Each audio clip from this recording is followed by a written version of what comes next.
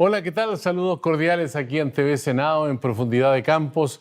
Hoy día para conversar con un senador de la República, primera vez que está en el Parlamento y representa a una de las zonas extremas de nuestro país, el senador José Miguel Insulza. ¿Cómo está, senador?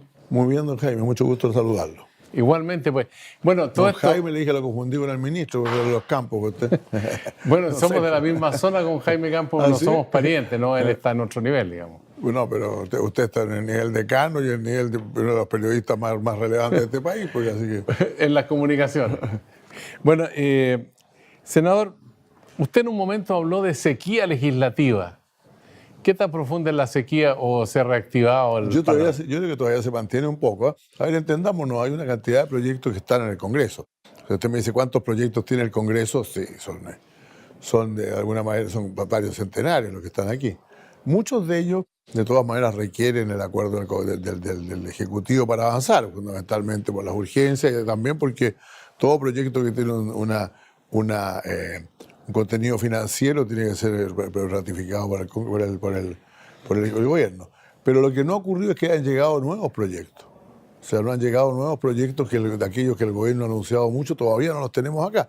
Entiendo que un par ya habrán entrado a la Cámara de Diputados, pero por el Senado no han aparecido. Ahora, hay proyectos antiguos que se transformaron en leyes, como el aborto en 3 causales, Sí. que estuvieron precedidos de una gran polémica. Se dictó la ley, pero la polémica siguió pendiente.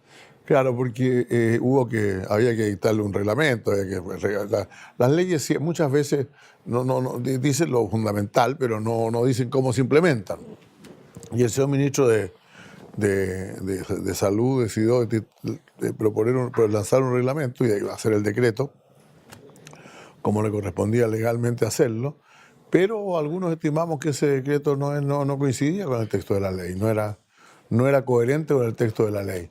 Y por eso la presentación que se hizo a la Contraloría y la decisión del Contralor de que efectivamente esto no correspondía. Este decreto no estaba en acuerdo con el texto legal que le da origen.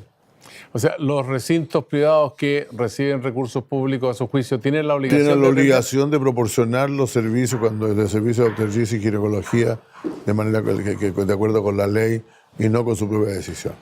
Ahí se crea un espacio también porque, bueno, hay una norma antigua que se aplicó pero que tenía deficiencia y hay una nueva que tiene que dictarse. Bueno, ¿y en qué situación queda la gente en el intermedio? Es complicado, efectivamente, por eso espero que esto se resuelva pronto. A mi juicio la ley está vigente, por lo tanto ninguna institución, ningún hospital puede negarle el servicio a una persona que se presenta a pedirlo. A lo mejor el profesional podrá decir algo, pero no el hospital, no la clínica. Ahora, por lo tanto, yo creo que eso está plenamente vigente y bueno, ya el detalle habrá que reglamentarlo de nuevo, pero hay que cumplir la ley. Ahora, ¿una intención de torcer la intención original de la ley del legislador? No quiero prejuzgar las razones de la gente, pero sin duda la persona que dictó ese reglamento no tenía gran simpatía por la ley que se había aprobado. El Tribunal Constitucional ha jugado un rol fundamental en el último tiempo. Usted fue ministro de Estado en varias ocasiones, incluso en algún momento celebró como 10 años en su condición de secretario. 10 años, efectivamente, sí, 10 años. Estuve 10 años, 8 meses en realidad, eso fue el total. ¿El ministro más antiguo en la historia de Chile? Sí, efectivamente, continuo, como ejercicio continuo, sí. Puede haber habido algún otro que juntando pedacitos por ahí, no sé. Pero como ejercicio continuo, sí, soy yo, efectivamente. Ahora, en su tiempo de ministro, ¿el Tribunal Constitucional sonó tanto como ahora o no? Bueno, el Tribunal Constitucional estaba conformado de manera distinta, parcialmente era más una cosa bastante híbrida entre la Corte Suprema y otras instancias, pero finalmente se creó una cosa que cuando la conseguimos parecía casi perfecta. 3 nombraba al presidente de la República, 3 nombraba al Senado, 3 nombraba la Corte Suprema. Y claro, desgraciadamente, como pasa, ya la cosa empezó a enredarse cuando estaba en la cocina todavía. Y la Cámara de Diputados exigió para aprobar la ley, para aprobar la reforma constitucional, que fueran 2 del Senado y 2 de la Cámara. Con lo cual ya que se creó un problema. Eran 10, número par. Estaba el problema de quién dirimía y por lo tanto la presidencia pasó a ser muy importante. Pero más que eso, lo que pasó fue que finalmente los nombramientos de los miembros del Tribunal Constitucional, especialmente los 4 que venían del Congreso, pasaron a ser producto fundamentalmente de la negociación política. Y eso es lo que ha complicado las cosas. Muchas veces, y sin faltarle respeto a nadie, por favor, las personas nombradas por el presidente de la República, 3, y los nombrados por el Congreso, 4, no tenían el acervo jurídico y la profesión jurídica que tienen los miembros de la Corte Suprema, por ejemplo. Porque claro, los miembros de la Corte Suprema todo el mundo sabe que también ahí los nombra el presidente, pero tiene que aprobarlo el Senado. Entonces algunos tienen una inclinación y otros tienen otra inclinación, eso es claro. Pero son jueces de toda la vida, pues. La gracia que tienen los miembros de la Corte Suprema es que son jueces de toda la vida. Estos jueces del Tribunal Constitucional son jueces por los 9 años que dura el cargo y generalmente había uno que venía del Congreso, por ejemplo, del Parlamento, otros vienen de algunas otras cosas. La mayor parte de ellos tienen militancia política conocida, entonces eso es lo que no ha funcionado. ¿Esa mezcla de cuoteo y binominal falló, ya no sirve? Sí, la mezcla de cuoteo y binominal ya no sirve, por cierto, pero no es tanto eso como digo, sino la profesión, la profesionalización. Los requisitos que se exige a los miembros del Tribunal Constitucional para ser parte de ellos no son todo lo que deberían ser para dar plena confianza de que van a interpretar la Constitución. A mí les voy a decir francamente, si me dice que la Corte Suprema va a interpretar la Constitución, yo sé que la van a interpretar, bueno, alguna falla habrá, pero la van a interpretar con la mente de alguien que ha estado en la profesión jurídica durante varias décadas. Pues. A usted es un hombre conocedor de muchas constituciones, fue secretario general de la OEA, sí. Representó a nuestro país también, o sea, tiene mundo.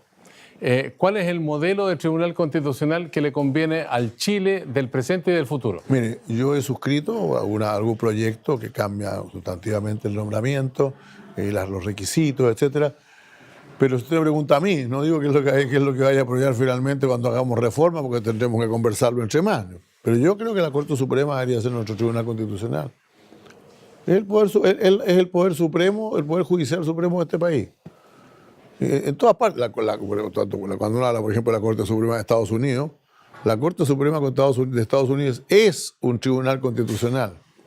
Tanto es así que cuando le presentan un caso a la Corte Suprema de Estados Unidos, ellos deciden primero si el tema que van a discutir es un asunto constitucional de la relevancia suficiente como para juzgarlo. Y toman unos casos y no toman otros, ¿no? En muchas otras partes la Corte Suprema es el tribunal, el máximo tribunal constitucional. Alguien podría decir, está más sobrecargada. Bueno, nombren otros ministros, distribuyan mejor las funciones, pero que el día que se interpreta la norma constitucional sea el máximo tribunal del país. Eso es lo que a mí me gustaría. Ahora, ¿vamos a terminar en eso? No lo sé. El Tribunal Constitucional requiere una reforma, todos estamos de acuerdo. La discusión sobre qué reforma hacerle todavía está pendiente. Yo, por cierto, voy a estar abierto a escuchar otras ideas y otras propuestas, pero si usted me pregunta cuál es la que me gusta a mí, esa es la que me gusta a mí. ¿Esa que le gusta a usted tiene agua en la piscina del Partido Socialista, de la colectividad de la Fuerza de Mayoría? Le voy a contar una infidencia. Había una conversación ahora, porque tenemos reunión en estos días para discutir el Tribunal Constitucional, y en la mesa espontáneamente 4 estuvimos de acuerdo en que tenía que ser la Corte Suprema. Pues había como 10 o 15, así que no voy a decir que sea mayoría, pero es un tema que hay que poner, pero es que somos todos muy flexibles, queremos arreglar este problema.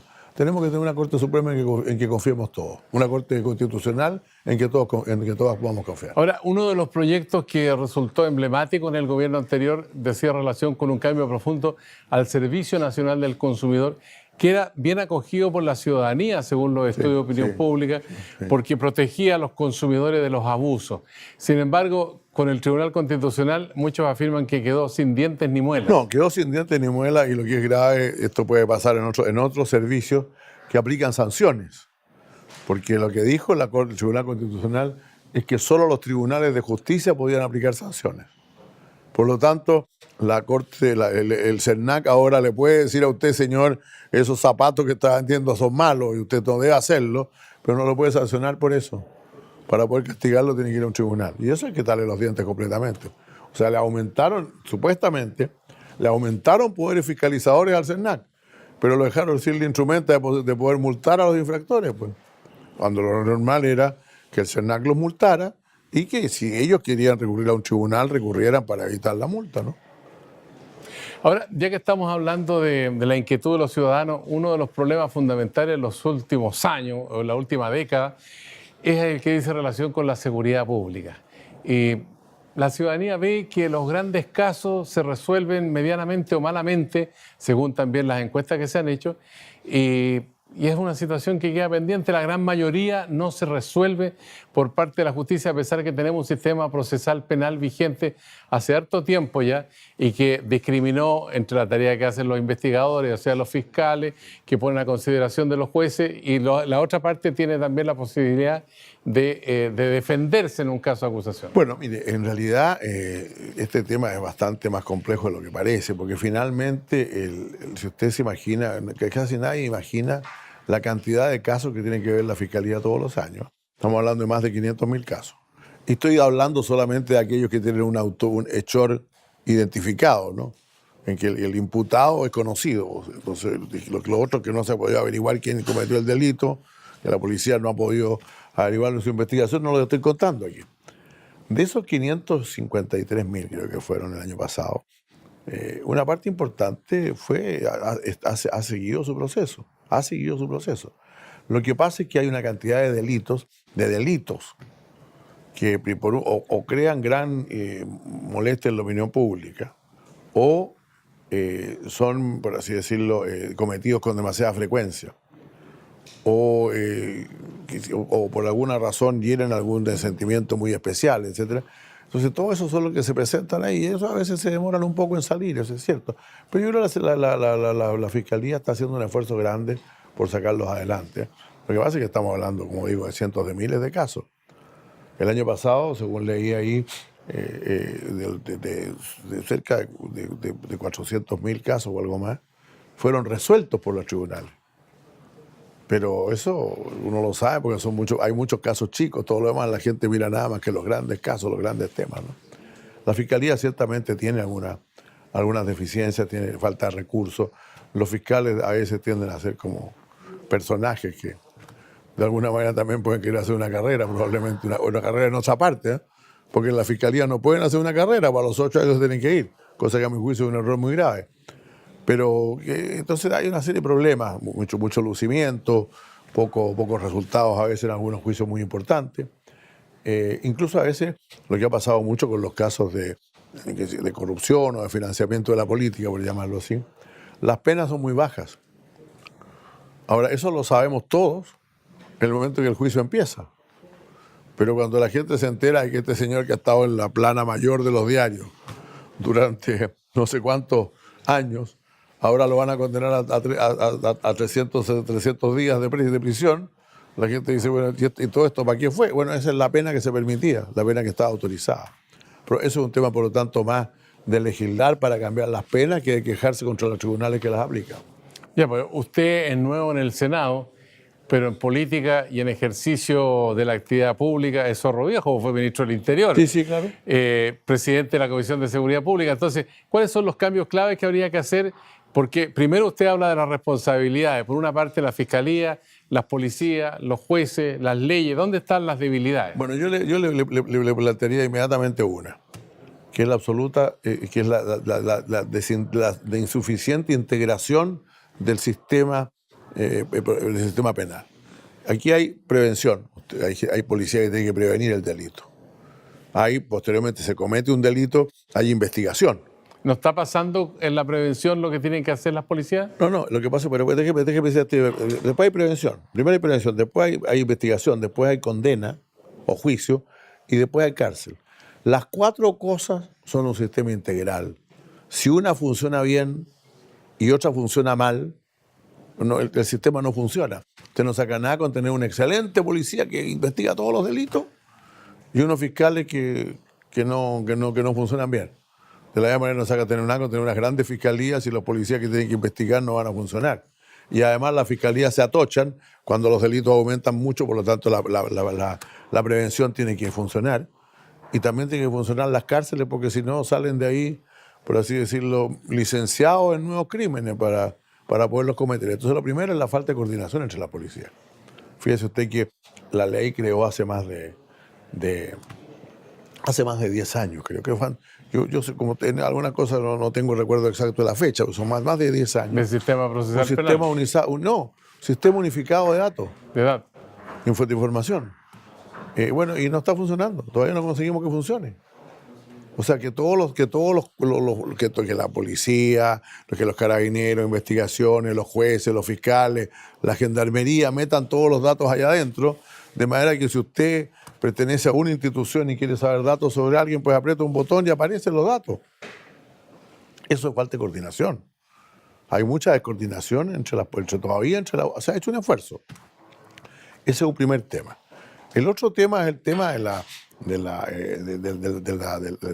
que se llama el 20-80, que se dice que el del 100% que el 20%, que el 20% que la cantidad de personas que cometen un delito es el 20% de los casos de delito que se cometen.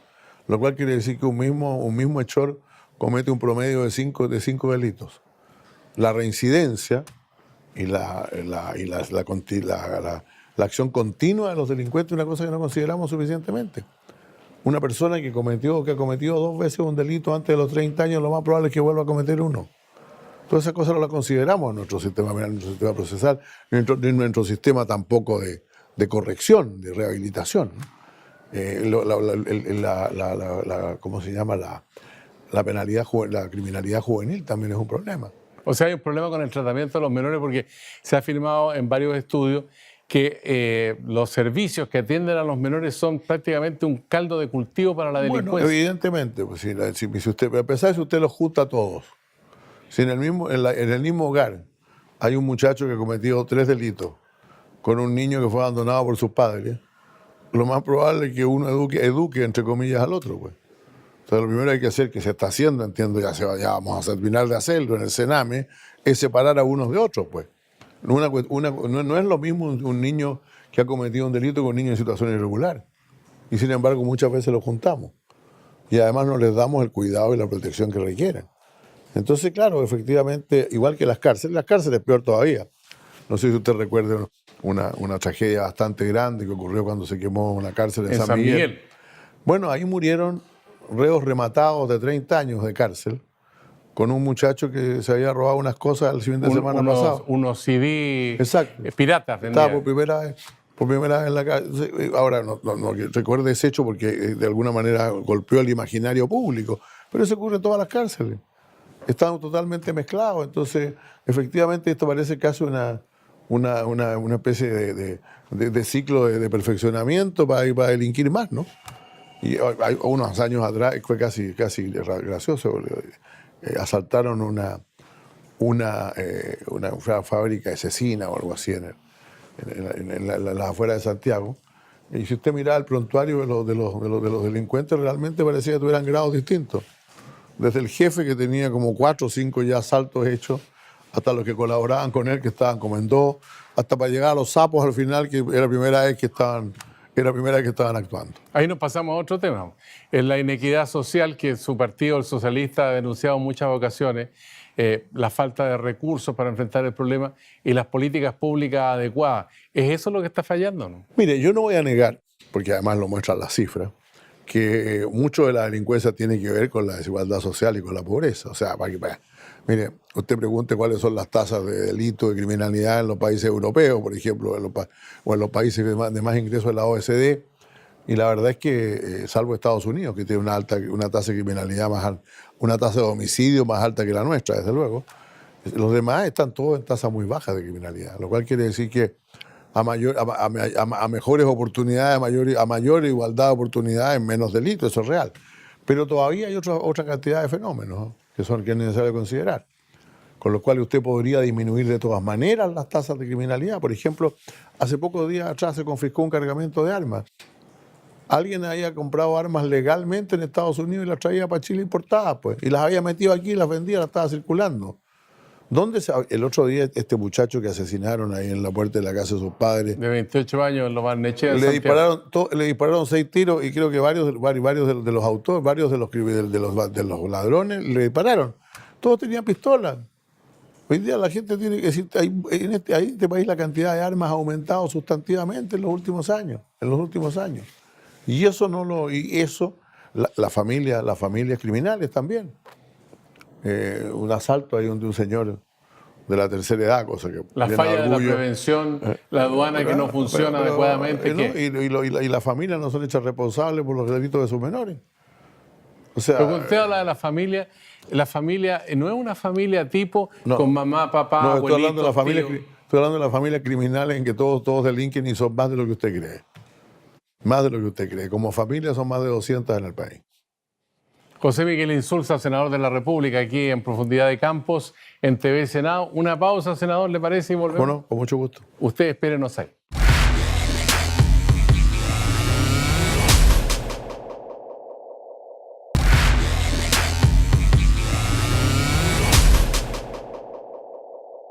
Ya estamos de vuelta aquí en TV Senado, en Profundidad de Campos, conversando con el senador José Miguel Insulza, el hombre del norte. ¿Usted conocía con la profundidad que conoce ahora? Sí, yo había estado hartas veces en Arica, lo voy a negar. O sea, he estado, incluso cuando alguien me dijo esto, yo era de otro lado, etcétera, yo le dije, mire, yo estuve hace 3 meses atrás, cuando no era ni candidato, me invitaron a una conferencia sobre el papel de la región de Arica y Parinacota en el contexto regional y latinoamericano. Si no supiera nada de la ciudad, no me habría atrevido a ir. Pues no, sí conocía bastante Arica, pero nunca como ahora. Nunca como ahora, y ha sido una experiencia muy grata. ¿Sabe que en la pausa me quedó dando vuelta eso de las 200 familias criminales? Son más, bastante más, no estoy dando una cifra conservadora. Pero deben ser las principales. Probablemente, sí. Ahora, usted como presidente de la Comisión de Seguridad del Senado, ¿le ve solución a ese problema? Bueno, es difícil porque el hecho de que alguien tenga un prontuario de 3 o 4 crímenes y varios miembros de su familia no lo habilita para andarlo deteniendo. Tiene que pillarlo en algún delito primero. Pero sí debería servirnos. Nosotros tenemos la información y lo suficiente implementos de implementación técnica como para vigilar determinados sectores de la ciudad que son mucho más bravos, por así decirlo, que otros. Tenemos eso. Ahora, eso requiere más coordinación entre las policías. Y la investigación requiere ¿Ese trabajo para más quién es? ¿Para el ministro del Interior? Es que depende. El ministro del Interior tiene una parte del trabajo. Pero yo estaba viendo la agenda que está siguiendo el ministro del Interior y estas comisiones que tiene. Y son las tareas propias del ministro del Interior. Las tareas yo diría primero de gestión de la policía, segundo de seguridad, de inteligencia y de seguridad pública. Pero a eso hay que agregarle fiscalía. Estuvimos esta mañana con el fiscal nacional. A eso hay que agregarle prisiones. A eso hay que agregarle investigaciones, detectives, ¿no? Entonces, yo creo sí que es imprescindible ya. Ahora, que ya sea el ministerio que tenemos, Ministerio del Interior y Seguridad Pública, o un ministerio solamente de Seguridad Pública, se haga cargo no solamente de coordinar, sino que de fijar desde el punto de vista civil y democrático las políticas de seguridad de este país. Bueno, y uno de los elementos que ha llamado la atención, que es una crítica que escucho casi siempre yo de los gobiernos civiles de todos los signos, que tienen mucha reverencia hacia las policías y no se meten mucho al interior, y por eso hemos terminado con un cuerpo carabinero prácticamente destrozado. Bueno, mire, francamente, yo fui ministro del Interior en un tiempo en que los carabineros e investigaciones dependían de defensa, no la parte de gestión. Así que no podría informar muy a fondo sobre eso. Además fue un periodo, yo diría, relativamente tranquilo desde el punto de vista de seguridad. No tuvimos gravísimos problemas, ¿no? Pero hay que reconocer que sí, que es cierto lo que usted dice. O sea, nosotros en este país siempre el mundo político en el buen sentido de la palabra, el mundo que hace la gestión del Estado, le ha entregado a la policía una autonomía tal vez excesiva. Y yo creo que ha llegado el momento de que asumamos responsabilidades, ¿no? No para entorpecer el trabajo policial, pero sí para responder ante la ciudadanía que nos ha elegido respecto a las cosas que están ocurriendo, ¿no? Se ha hablado mucho que el general Hermes Soto, el director de Carabineros actual, es un hombre con mucha calle, de mucha comisaría, que conoce la construcción interna de cómo se combate el delito, se previene. Eso es importante, eso que usted dice es importante porque varios de los anteriores, buenos y no tan buenos, o sea, por ejemplo, Bernales es una leyenda dentro del general Bernales, dentro del cuerpo de Carabineros, incluso dentro del país, ¿no? Él venía de inteligencia, claro, pero también había estado en terreno. Yo creo que en general los generales han estado en terreno. Ahora algunos, como el actual general director, tiene mucha experiencia efectivamente en las tareas de protección y de vigilancia, de prevención del delito. Y eso creo que es importante. Ya. Ahora, si usted tiene la oportunidad de conversar con el ministro del Interior como un parlamentario que preside la Comisión de Seguridad Pública, ¿cuáles serían las 3 medidas que usted le propondría al ministro del Interior y en qué tiempo habría que ejecutarlas? Primero, mando civil. O sea, que realmente el ministro y su secretario y los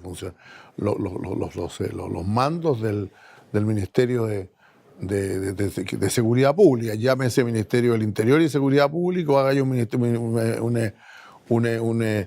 ministerio aparte, y que realmente dirijan, o sea, que fije política, que no le entreguen solamente la fijación de la política a las policías o a los servicios, sino que realmente se hagan responsables por ello. Segundo, que mucho mayor coordinación. Todos forman parte de lo mismo, o sea, todo el Carabineros, investigaciones, Sename, la Gendarmería, etcétera, son parte de un sistema. Y ese sistema hay que, como le decía la otra vez, si una de las partes no funciona, las otras no van a funcionar bien tampoco. Y tercero, atender algunos de los problemas más cruciales de hoy, sobre todo dos, yo diría, la reincidencia, de la cual hemos hablado mucho, las familias criminales, los grupos criminales organizados, y segundo, el gran tema de las armas. Las armas son una lacra en este país que ha crecido tremendamente. Ahora, cuando uno ve todo este fenómeno, dice cómo se resuelve políticamente. Es la idea, digamos, en los gobiernos democráticos. Y usted forma parte de la fuerza de mayoría que viene de la nueva mayoría, ahora están sin la democracia cristiana, que vive su propio fenómeno de crisis. Pero a la oposición le ha costado articularse, van prácticamente 100 días de este gobierno y todavía no logra atinar, ¿o piensa usted que están por buen camino? Yo creo que estamos en un periodo raro porque, como decíamos al comienzo, el gobierno todavía no lanza su batería de proyectos de ley y se ha mandado una cantidad de errores no forzados bastante grandes, ¿no?, que la oposición ha sabido capitalizar. Entonces, pero al mismo tiempo la oposición sabe capitalizar los errores, entonces apuntar al ministro cuando viajó y se pagó el pasaje, para apuntar al ministro de Salud porque dictó un reglamento, pero todavía no desplegamos nuestra propia política, nos decimos, mire, no hay que hacer esto que dice el gobierno, lo que hay que hacer es esta otra cosa que nosotros proponemos. Eso falta. Entonces estamos en un periodo raro en que nos estamos planteando todavía, tocando los guantes, pero cada uno más bien responde por sus errores que por su propuesta, por la propuesta que debería hacerle al país, ¿no? Ahora, el mapa es distinto porque está la fuerza de mayoría, está la democracia cristiana, en la oposición, pero también está el Frente Amplio, que tiene un senador de la República y tiene 20 y tantos diputados. Juan Ignacio Latorre, con el cual compartimos bancada, porque él está ligado a la bancada socialista, sí. Sí, hay muchas fuerzas políticas hoy día, hay bastante nuevas, algunas y con buenas ideas también, pero yo creo que todavía no tenemos, van a pasar muchas cosas probablemente en ese plano. Yo veo bastantes problemas al interior de precisamente lo que fue el conglomerado de la nueva mayoría, pero también una competencia bastante dura entre los dos paquetones de renovación del gobierno, son Renovación Nacional y la UDI, que son los grandes, ¿no?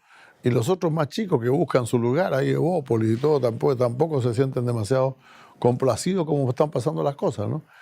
Y yo creo que hay una cantidad de movimientos en el centro, al centro, que son interesantes, ¿no? Y en la medida en que se vayan coordinando y vayan abriéndose camino, probablemente van a cambiar también bastante la política. ¿Está desperfilado el Partido Socialista o no? No, yo creo que está bien perfilado. Lo que pasa es que, mire, nunca está totalmente bien perfilado, francamente, no, ni mucho menos. Pero creo que hemos salido mejor parados de esta coyuntura que otros, pues eso es cierto. ¿Pero usted ve que falta debate, análisis, cuestionamiento? Falta muchísimo, pero falta mucho debate, faltan muchas ideas, no hay ideas nuevas.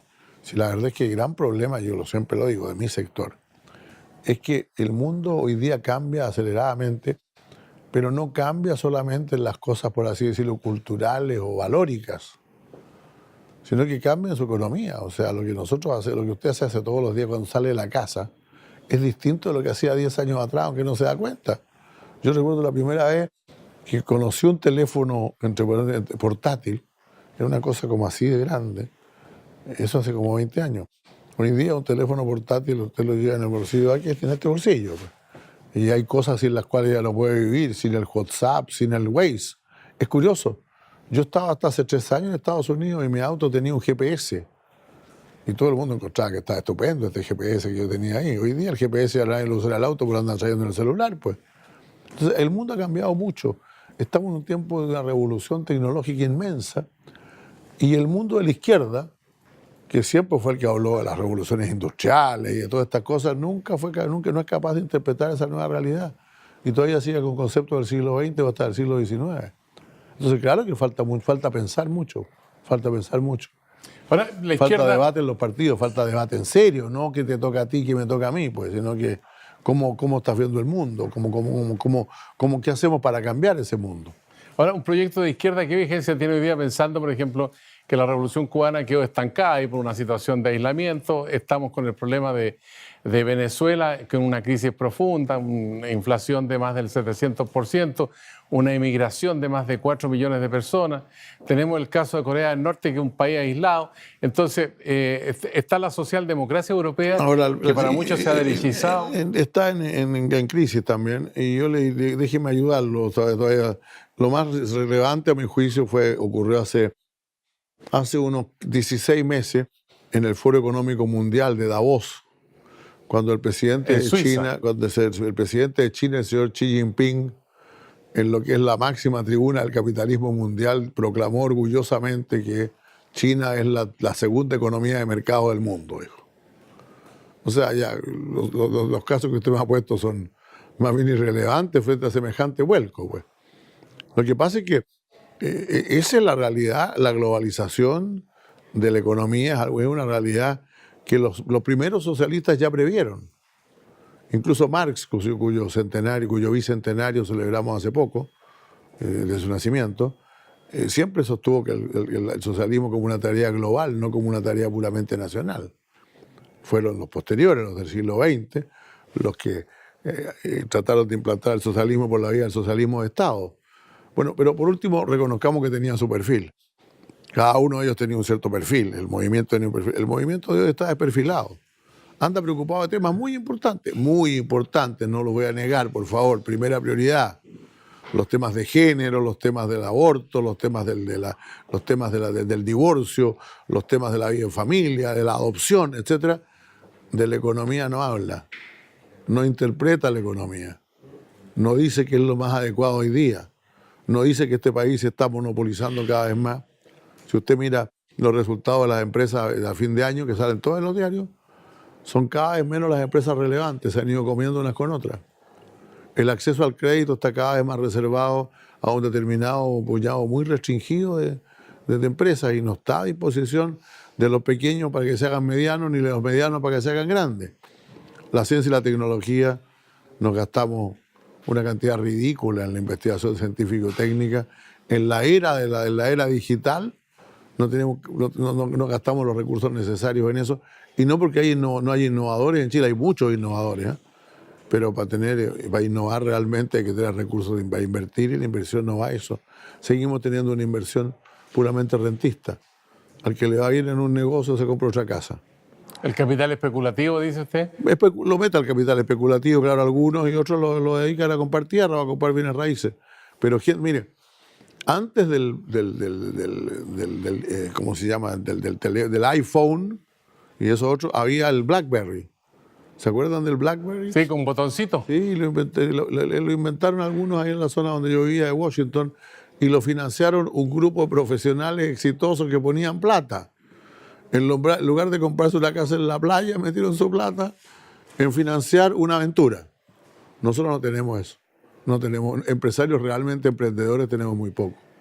Ahora, se habla mucho, por lo que usted está diciendo también, de esta cuarta revolución industrial, pero aquí en Chile hay una franja de ciudadanos que está lejos de alcanzar los niveles o la integración a un proceso de esa naturaleza. Claro, bueno, la cuarta revolución industrial, a mi juicio, la revolución industrial realmente fundamental es la digital, ¿no?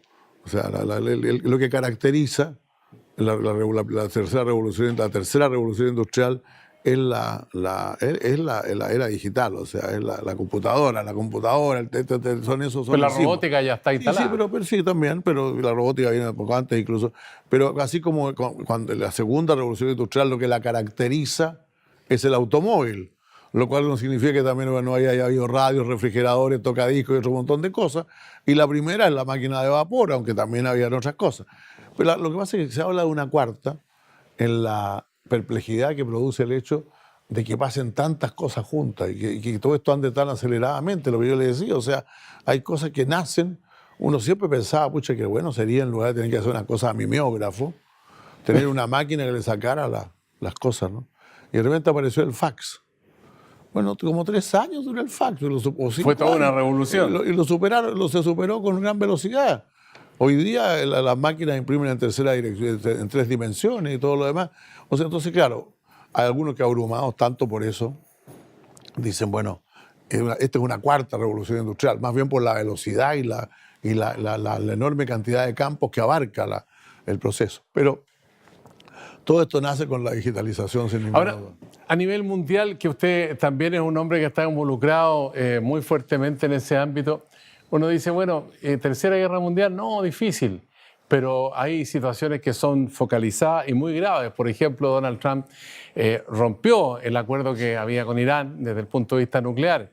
Por ejemplo, Donald Trump instaló la embajada de Estados Unidos, la trasladó de Tel Aviv a Jerusalén. Y hay ya por lo menos más de 60 muertos ahora, palestinos. Pero lo interesante, por cierto, es terrible esto, y espero que además haya una declaración del Senado sobre eso. Pero fíjese usted que Donald Trump terminó el acuerdo con Irán. Se deshizo del pacto del Acuerdo de París sobre el calentamiento global. Y todo eso lo hizo sin que ningún otro país de su mundo estuviera de acuerdo con él.